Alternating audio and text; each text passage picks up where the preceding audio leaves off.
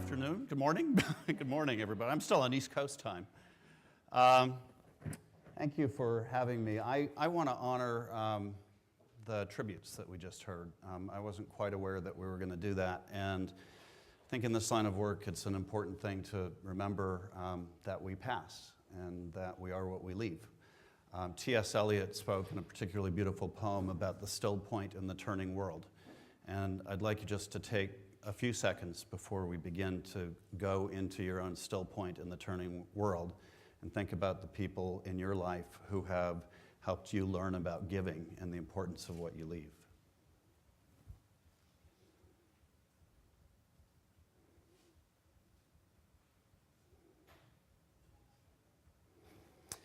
Thank you for that. I think it's important to be in touch with that. I actually learned about doing that from Fred Rogers, who is Mr. Rogers' neighborhood, and one of the people who taught me about the value of connection, a native Pittsburgher.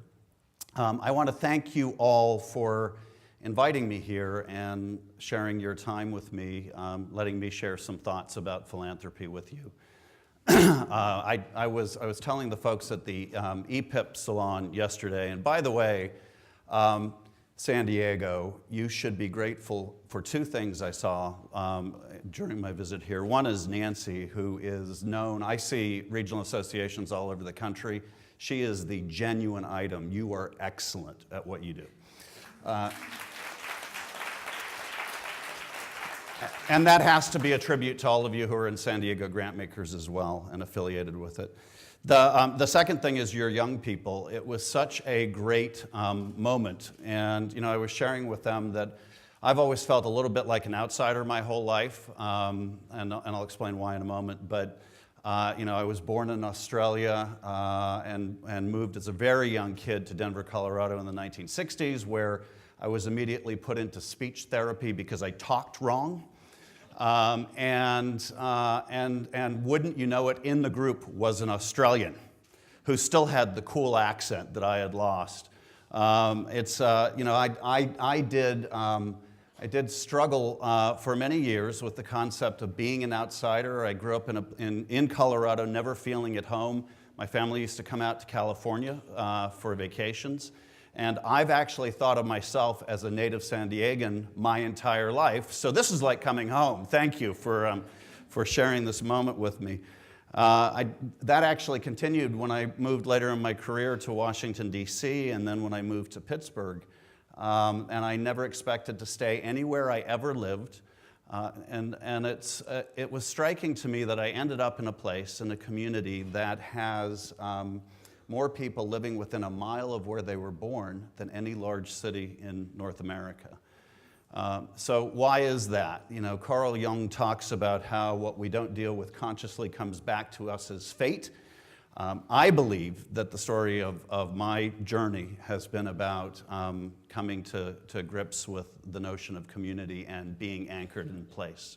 So I'm going to talk to you about that today.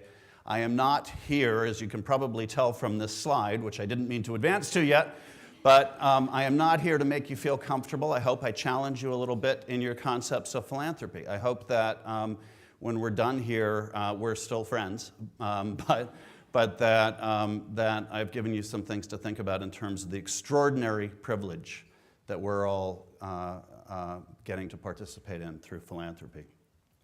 So let's get started. Things are going well in the country right now.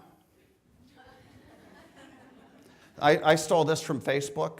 This meme came up around the time that the government was being shut down and nobody seemed capable of getting along.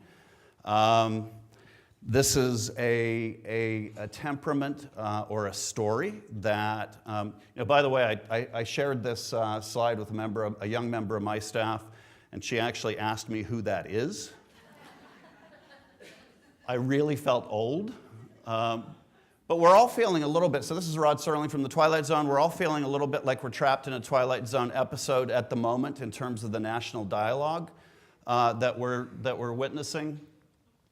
I reduce it in my analysis to 3 Bs.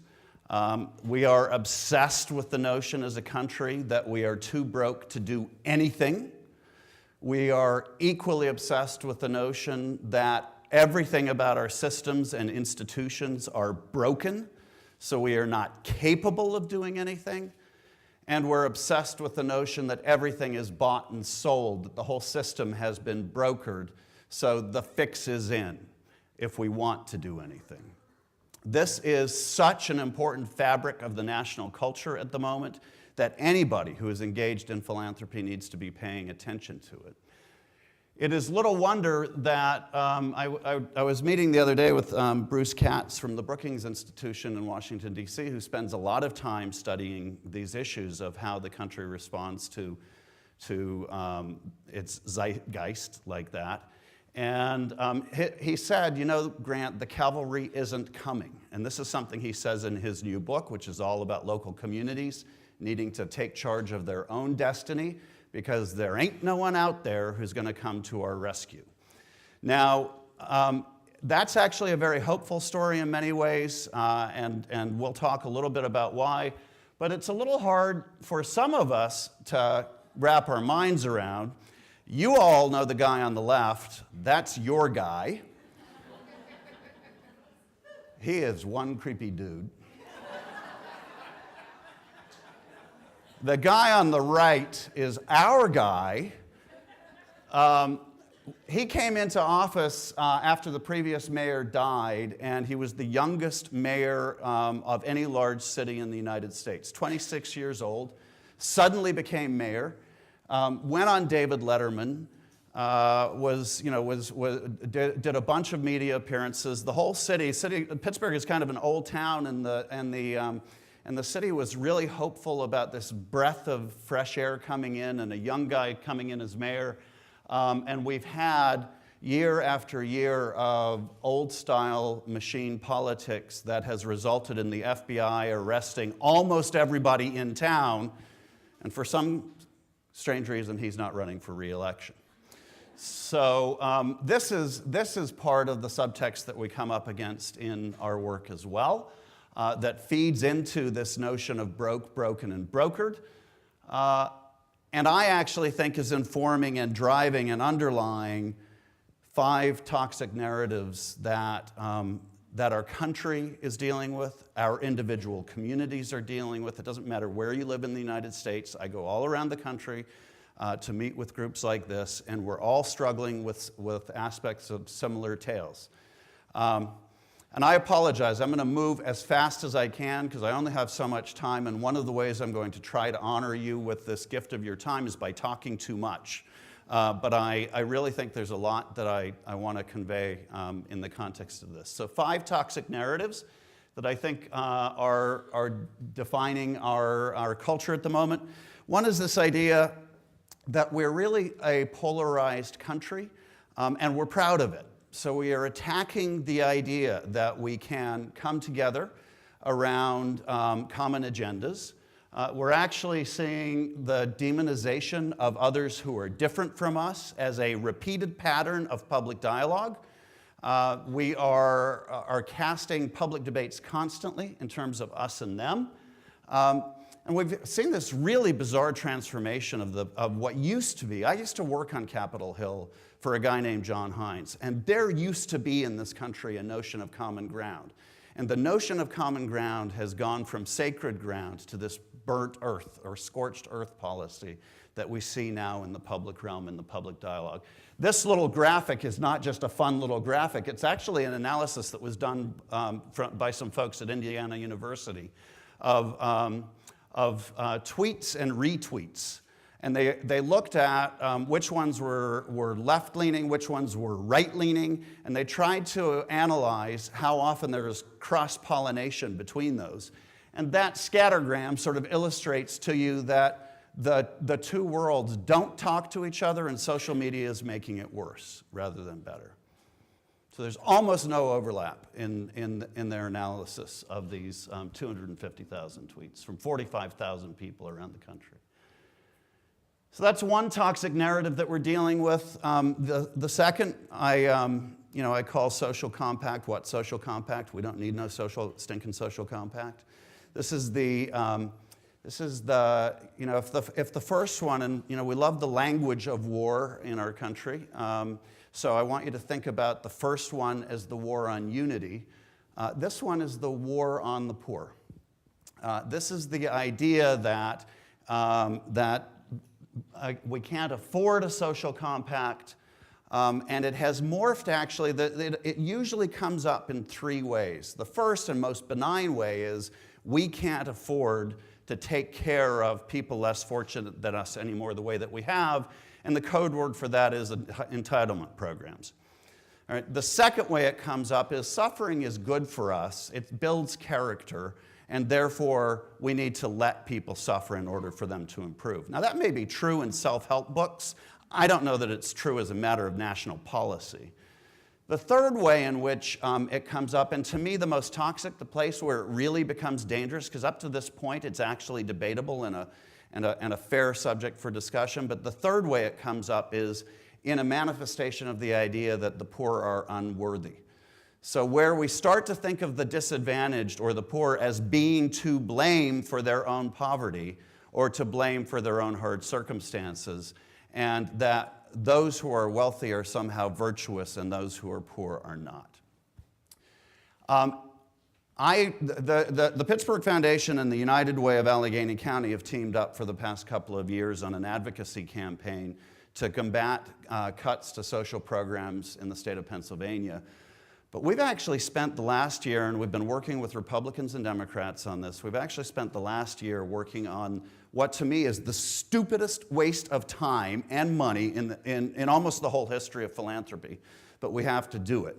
And what I'm referring to is a fight to change the name of the Department of Welfare in the state of Pennsylvania to the Department of Human Services. Stupid use of money, all right? Why? Well, it turns out that names matter, and it is easier to cut the Department of Welfare than it is to cut the Department of Human Services, simply because this is what people think about the word welfare and the application of it to the poor. The third toxic narrative is we're all mini-me now. I assume you all know that most everybody in the room knows about mini-me, right? Okay, so this is the abandonment of our big thinking and our big dreams because we, again, can't afford them. I have really watched in utter dismay, honestly, a country that went to the moon with less computing power than you have in your phone can't build a website for $600 million that will work, and people actually think this is normal. The debate that we more and more see in the public realm is that grand ambitions are beyond us and that we have to settle for smaller, scaled-down ambitions that we can master or that we can afford. The fourth, so that would be the war on hope. The fourth is, you got your truth, I got mine. When I used to work on Capitol Hill, Daniel Patrick Moynihan, who was a senator from New York, was still alive. And he famously said, everyone's entitled to their own opinion, but not to their own facts. That is such a quaint idea. We don't live in that world anymore. We live in a world where everybody literally arms themselves with their own set of facts, where science is called into question, where evolution is called into question, because somebody wants to suggest that it's debatable, and so they suggest an alternative set of facts, and they're presented as though they're valid. So this is what I call the war on science. And then finally, the fifth toxic narrative is me, mine, more, more, more. And this is the idea that it is actually good for an American society that was built on the backbone of a middle class to have wealth radically redistributed away from the middle class. Some of you may have seen this excellent video that has been circulating virally around the internet like mad. It was a program called Wealth Inequality in America, and it looks at the wealth distribution in the country. And there are all kinds of ways you can cut this data. The numbers speak for themselves in almost any way you look at them. One is, I'm looking at the data here. In 1976, the top 1% of the population took home 9% of the wealth. Today, it's 3 times that. If you see this graphic, if you had 100 of us in the room, thank you, Nancy. If you had 100 of us in the room and one of us was the proverbial 1%, they'd own all those bar graphs of wealth and the rest of us would have what's left. So this is actually not what Americans think is going on. Americans are actually all for an unequal distribution of wealth because we think rightly that it creates incentives for people to compete and to get better. But we have no clue that this is actually how the data skews. And what it takes from us is the notion of equity. So this is what I call the war on equity. So we've got these 5 wars that we're seeing. I have to look at my cheat sheet to remember what I called them. So the war on unity, war on the poor, war on greatness, war on science, and the war on equity, which also is in some ways a war on the middle class. And you could wonder where philanthropy has been if these are really, as I assert, 5 defining toxic narratives that are affecting the health and integrity of the culture in which we live. Where is philanthropy in terms of them?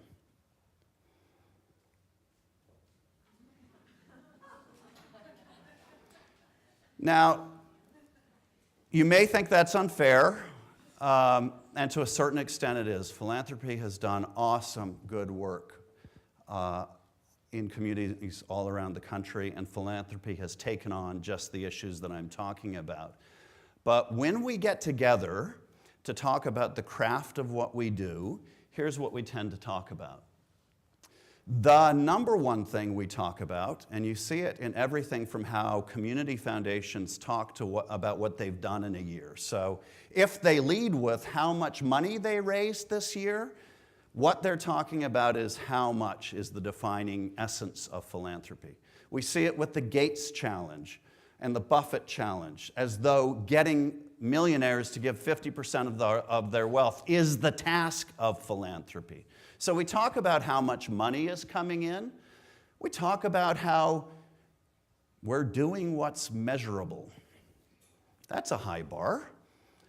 We talk about how proud we are that the nonprofits we're supporting are efficient, as though that's also the reason that we're in this work to begin with.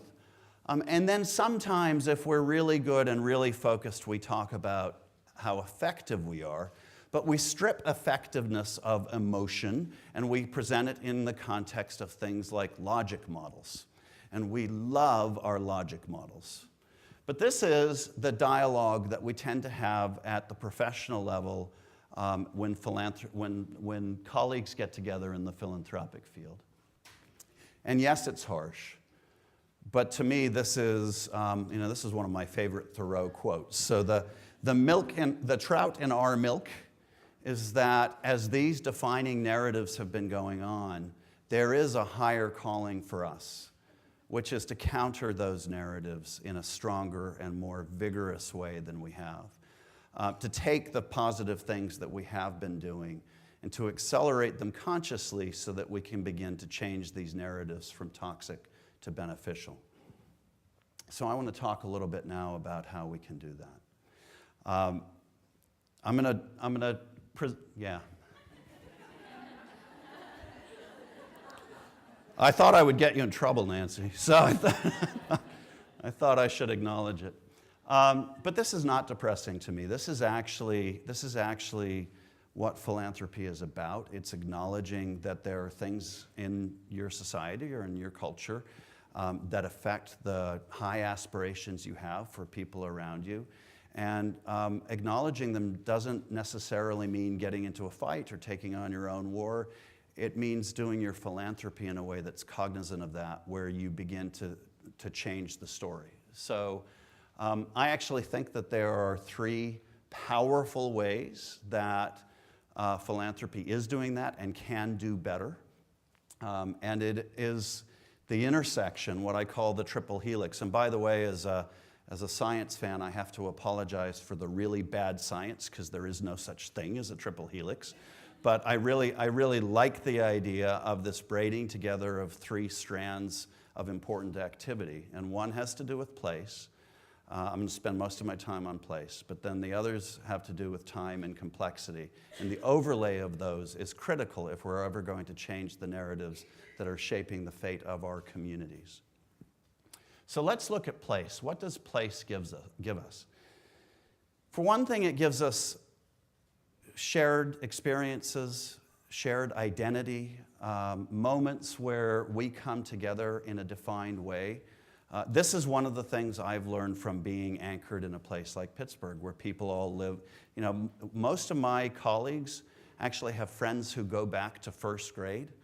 I can't remember anybody I went to first grade with, but it's an extraordinary thing in a community to find that. Not all of us have that, but there are ways of creating it in community through spaces that inspire, through places that connect us.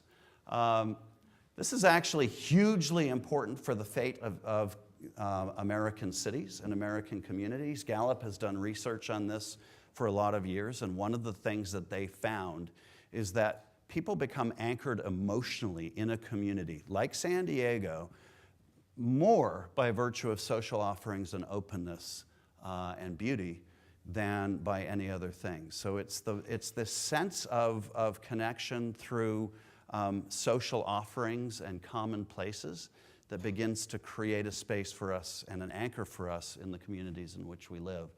And in Pittsburgh, we've done, you know, there's so many stories I could point to that other philanthropists and other organizations have done, and sometimes the Pittsburgh Foundation has been privileged to participate in. This is just one. This is a project called City of Asylum, which has been going on for a bunch of years. It was started by a guy who wanted to bring over dissidents from overseas and create a writer-in-residence program for them. It has become a nexus for events on Pittsburgh's north side, which is a disadvantaged community in Pittsburgh, where the rest of the community didn't go. And you can see now the community goes and celebrates these moments of shared experience around the concept of art and around the concept of artistic freedom. It has transformed this space, but it's arguably created a moment of transformation for the community in which we live. So we use these opportunities very consciously in our work to create shared connections for the community. Not just because we like the program, but because it anchors people in Pittsburgh. It also gives us close-up models of transformation. So we have an opportunity in the context of community that is stripped of politics, that is stripped of partisanship, of how we can work together in ways that transform the communities in which we live. So if we've lost grand ambitions at a national level, we don't have to lose grand ambitions at a community level. I love the fact that we're standing in this space, and I've heard a little bit about the history of this library. I think this library is extraordinary. It is such an incredible gift to the community. And I know that there are people in the community who thought, how could you ever spend money on this library? There are people who have spent more on a condo in New York City than you spent on this entire library. And you know what it shows, and I fundamentally believe these public spaces are worth it. What do the this is this is actually the fountain at Point State Park, which is an iconic place for Pittsburgh. And when I moved to Pittsburgh and I took my then little kids to this park, it had deteriorated to the point where the fountain almost didn't work anymore. A few years later, it did stop working. The signs that were all around the fountains were a litany of don'ts, all sorts of rules for what you couldn't do. It was not a place where people went anymore except for special holidays. Our foundation and others teamed together to recreate this as the centerpiece of a 16-mile downtown loop all along the riverfronts that's on the scale of Central Park in New York City. And at every moment during this project, what we heard from people in the community was, when are you going to turn on that dang fountain again? And the second was, why are you spending so much money? Why would you spend so much money? And this is why we would spend so much money. Now, you have to remember in Pittsburgh, Pittsburgh was an industrial town. 12 years ago, we had a guy named, oh boy, I'm blanking on his name, a guy from Harvard come in, and an international design expert, to talk to us about what we could do differently on the riverfronts in Pittsburgh. And what he said is Pittsburgh is a great place to be a car because the best views and the best spots were all reserved for roads and parking lots. And in industrial Pittsburgh, what people were raised believing was that the waterfront was the worst place to go. Kids were taught, come back by dark and don't touch the water. So to transform the public realm along our riverfronts into that is extraordinary. This, by the way, is Pittsburgh was the first city in North America to get Florentine Hoffman's famous international art exhibit, the giant rubber ducky. The day that this arrived, I was at dinner with a group of people at a Pittsburgh Symphony event, and there were some people from Pittsburgh and some from New York, and they were all incensed that people cared about a rubber ducky. I thought the rubber ducky was great. Apparently hundreds of thousands of other people did from all over the country. This was the single largest public event that has ever happened on the riverfronts in Pittsburgh. Larger than our annual regatta, larger than any of the sports events. It's brought more visitors to the waterfront than ever in the history of the city. Transformational and illustrates the power of the city. 20 years ago, when I came to Pittsburgh, I used to call people in DC and say, one of the things I can't believe here is how depressed the town is, because there was the sense that the best days of the community were behind it, that we talked in the past tense about when we were the city of champions and when we used to be a center of American steel and international steel. We've gotten past that now to where people are talking about possibility and with excitement about the future of Pittsburgh. And it's in part because of how philanthropy, stripped of ideology and stripped of all the nonsense, focused on how do we build assets that rebuild the sort of core American concept of coming together around great things. Place also gives us proof that we need each other, and I think this is where philanthropy excels but can do even more, particularly in the context of some of these toxic narratives. When the recession hit in our community, we teamed up again with our United Way on something that we called Neighbor Aid, and it was a very deliberate program. We both had existing programs to support those who were disadvantaged and in need and who were being affected by the downturn. But what we wanted to do was create a program that would remind people that the disadvantaged in this case were the people who were living next door to them. And this is more and more of what we saw during the course of the downturn. There were more first-time visitors to food banks than ever in the history of the community, even than during the collapse of the steel industry. So we needed to remind people that they should care about the people who were near them. And it worked. And it worked simply because it was about people that they knew. It was close up and it was at a scale that they could care about. This has been one of the most ambitious projects in the history of Pittsburgh. We're the home of something called the Pittsburgh Promise, which is a scholarship program for kids coming out of the Pittsburgh schools.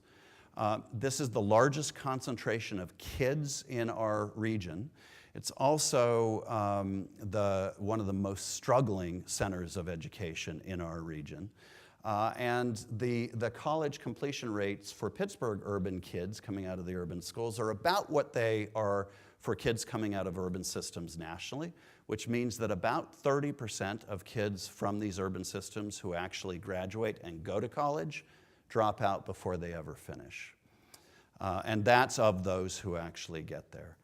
The Pittsburgh Promise was designed to connect with a reform effort in the Pittsburgh schools that we'd helped launch to incentivize kids to go on to school and to complete college.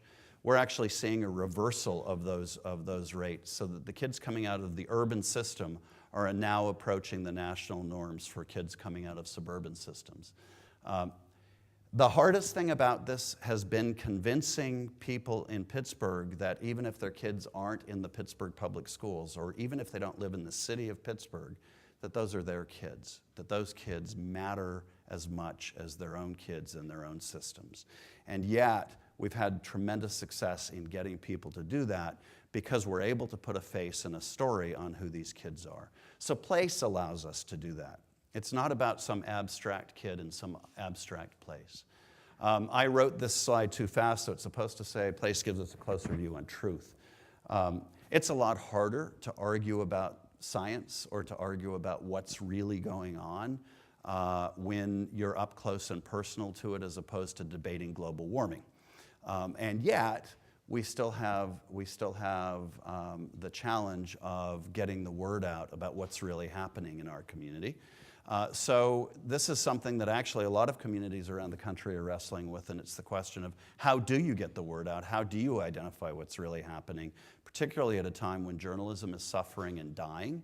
So we've created a program called Public Source, which is an investigative journalism outfit that is funded by the foundation community in Pittsburgh, and its mission is to go after issues that matter to Pittsburghers.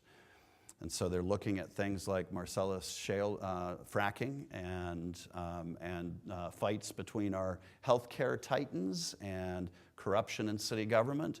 And we paired that with actually buying the local public NPR station and creating it independently to be a standalone all-news station that would focus on local issues, along with NPR. But the idea is, and we're having terrific response to this, that in a place context, when you're dealing in a community, you can actually get people to agree on the facts of what's happening on the ground around them. And again, you're able to strip it of politics and strip it of partisanship, pull Democrat and Republican together, and focus on what's happening in the community as opposed to the political realm. And then finally, place really does give us an antidote to me, mine, more, but I want to acknowledge that we're in the middle of this, and I think this is the hardest issue for philanthropy, and this is probably the toughest thing I'm going to try and work through in this talk, so bear with me a moment. But this is, I think Martin Luther King, this is a famous quote, everybody uses it in philanthropy. Martin Luther King called the question of what philanthropy really is all about when he made this point. Philanthropy is a product of wealth creation, and it's a great thing in that respect. But it also needs to look at the very thing that created it and its role in causing the dysfunctions that it is trying to solve. So that's a tough assignment for any of us in philanthropy. I think we all wrestle with it in various ways. I think one of the ways that I would urge you to think about it is this way. There's a Columbia professor named Edward Said who did a lot of scholarship on the notion of the public intellectual. And what he urged people who have a point of view to do was to stop standing apart and treating themselves as outsiders to the suffering of others, but instead to imagine themselves as connected partners. I think that's a really critical message for philanthropy because foundations tend to view themselves as objective observers, almost like journalists of what's happening outside, and that the solution we hand over is by putting money out the door. And what Edward Said argues is that instead, we really need to start thinking about how the work we do connects on the ground and engages the people who are suffering in, I love the phrase that was used earlier, in building their own capacity to address the challenges that they face. So what does this look like? This sounds good. What does it look like on the ground? For us, one of the ways that we're wrestling with this is really profound and really difficult. The the state of Pennsylvania sits on the Marcellus Shale deposit. The Marcellus Shale deposit is one of the largest energy deposits anywhere in the world, and it is hugely promising for the economy of Pennsylvania. It is a boon to landowners throughout the state. It is creating new jobs throughout the state.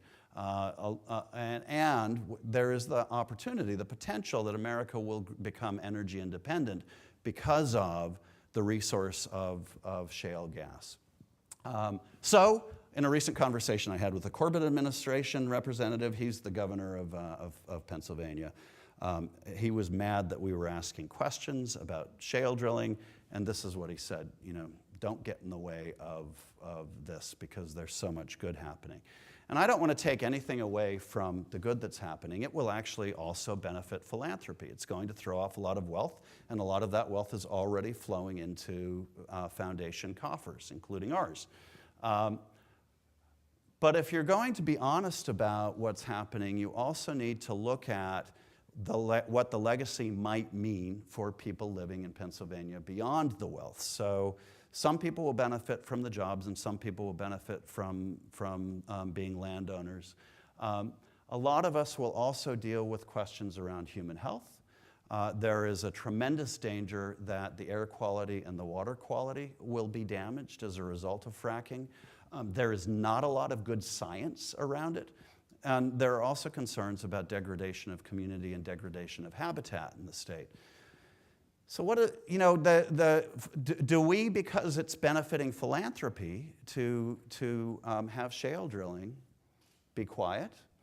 Or do we also try and raise questions around these potential social harms that could be flowing from this activity? And the answer in our case is that we've actually tried to do both. We've convened people on all sides of the equation when we've tried to be the round table around which sensible solutions to safe shale drilling can happen. But just asking these questions gets you in trouble. There's a wonderful article in the New York Times 2 days ago about a legacy of the gold rush. So apparently what we're now discovering in the state of California is that as a result of all the mercury that was deposited to get the gold out of them Thar Hills, that mercury is still leaching out of the ground and is still flowing into, for example, San Francisco Bay.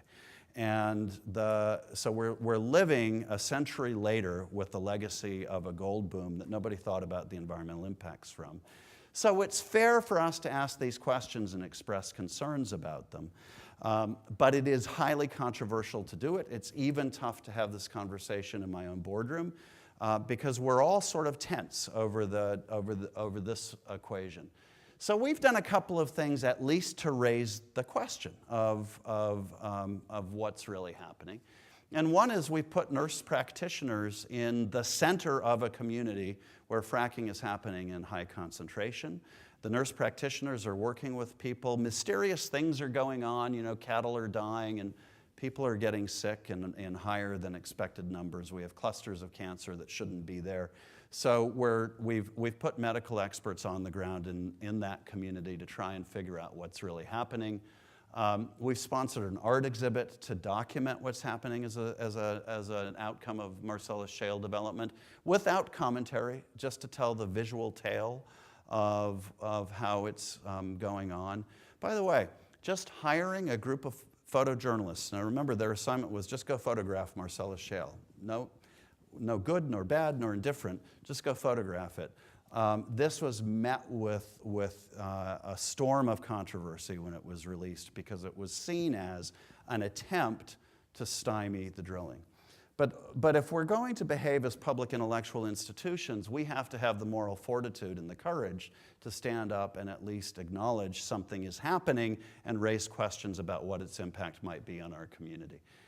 And that, to me, is the value that foundations working in a place-based context or in a community can bring, because they are able to focus people in a community on the close-up, nearby, real-scale effects of social action or inaction. Now, two other quick thoughts, and then I need to wrap up. So time. This is my grandmother. She was her story has influenced me greatly. I come from a line of very strong women, and she was a resistance fighter in the Dutch underground during World War II. Had a moment where her home was invaded and a young Jewish girl who she was hiding in her house and had been for a year was hauled away. This is a defining story in my family. She had a gun put to her head, and she was given 10 seconds to reveal the names of her contacts in the Dutch underground. And they counted back from 10 down to 1, and she refused ever to give up the names. And they, fortunately, the Nazis who had invaded her home left without killing her. And the young girl that she harbored in her house survived the war because of the year that she'd spent in her house. That story matters to me because it got me thinking about the concept of countdowns and how we look at time in the work that we do in philanthropy. Because one thing we're very forgiving of in philanthropy is how long it takes to change anything. But the reality of our world is that every time we don't accomplish something, suffering goes on a little bit longer. Pain continues a little bit longer. There's a countdown towards something happening every single day. And it might be failure in somebody's life, or a kid who continues to function in a dysfunctional school, or it might be the closer advent of environmental damage from things that we're not taking on. But it's something. And I think it's important for philanthropy that cares and matters to take that on. So as I was preparing a TEDx talk about my grandmother and countdowns and applying that to our work, when literally at the moment I was working on this talk, this guy came to visit me. His name is Neil Alexander, and it turns out that he had just been diagnosed with Lou Gehrig's disease. He had the worst possible countdown facing him at that moment. And what did he want to do with the last 3 or 4 years of his life?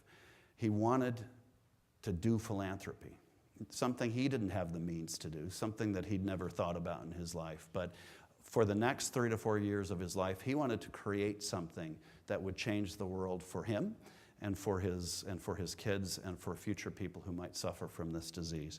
And he created something called Live Like Lou, which is a fund at the Pittsburgh Foundation. And we've been working together. He's still alive. He's still doing actually pretty well, given how long he's had the disease. But to him, time suddenly became real. And that got me studying people who are faced with these countdowns, because I think we can learn something from them in philanthropy. And what I've taken away as the core of that is this concept of fierce acceptance. I love the word fierce. I think fierce is a word that we ought to embrace in philanthropy as opposed to run from. And the concept of fierce acceptance that I've evolved from looking at people who face dire life-ending countdowns is that they do 4 things the rest of us don't. And the first is that they just deal with the situation as it is. It's not about politics. It's not about ideology at that moment. It's not about anything they thought about before. It's about what's happening to them. And they focus on that thing that's happening to them. The second is that time becomes real. So what Martin Luther King used to talk about with the fierce urgency of now is immediate to them. They only have the time that they have. And so any action they take has to be in the context of real time, not future time. They reframe what's possible. So they go from a lifetime of aspirations and ambitions down to whatever time they have left and what they can do in that time. So they give up on thinking that they're going to learn 5 different languages, and maybe they focus on something that they can do transformative in their life for that moment. And then finally, they act. They don't wait for the perfect moment to act. And I wish for philanthropy that we could adopt this more in our own work. I'm not quite sure the perfect way for us to do it. I wrestle with that. You know, there's a group that has decided to take on breast cancer by setting a deadline. Instead of having the pink outs and the corporate system where everybody feels good because they're wearing a pink ribbon and we've got hope ad infinitum, they're actually saying, and they've said this, enough with the hope already, let's cure cancer.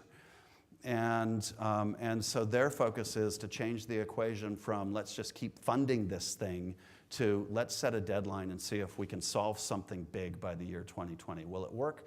I don't know, but is it, to me, something that we ought to be trying to do? Yeah, in the recovery movement, there's this notion that trying is lying, and we too often spend our time on trying, and it's a lie. We should be spending our time on setting a target and trying to make big things happen. And I admire the spirit by that. And we should also be willing to acknowledge when things aren't going well. This is a headline that appeared in the Pittsburgh papers years ago when we decided publicly to pull our grants to the Pittsburgh public schools because the system had become so dysfunctional. This is not something we do terribly well in philanthropy either, but I think it's part of respecting time is to acknowledge very quickly and very publicly when things are going wrong. Finally, on complexity, the last overlay, which is, if there's one takeaway I want to leave you with here, it's that the world has changed from the model that many of us grew up with. Pittsburgh is probably foremost in this model, as an example of this transition, but most American communities have gone through it. So we've gone from a model where a few civic leaders set the agenda and decided what happened, and now we've gone to a distributive leadership model. And what distributive leadership means is that there's nobody in charge, there are lots of people in charge. And the bad news about that is there's nobody in charge. And the good news about that is there's nobody in charge. We're all in charge. We're all suddenly enabled with the ability to start a movement or launch a cause. So the opportunity to make change in a community context is greater today than it ever has been before, despite the toxic narrative that tells us we're not capable of anything. We've got more power than we believe, but it requires a different mode of behavior from philanthropy, because we're all, as a rule, still locked into the top-down, we're in charge model. We think that if we can build a frame around the problem, identify all the variables, put enough money into it, that change will happen. And that's not the way complex dynamic systems work. Communities are complex dynamic systems, so what that requires of us instead is humility, empathy, and connectedness. So very quickly what I mean by those. Bruce Katz, who I mentioned earlier, really does believe and is arguing that the future of America is going to be saved by what happens in communities. And he basically says two things. Communities need strong visions, and they need to form networks in order to achieve those visions.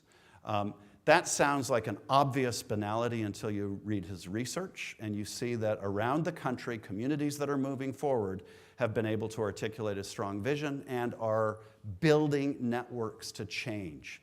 So they're not relying on a strong individual leader, even in a place like Chicago where Rahm Emanuel is the mayor, about as strong a mayor as you could possibly find in the United States. But even in a context like that, the way they're moving forward is through the formation of networks.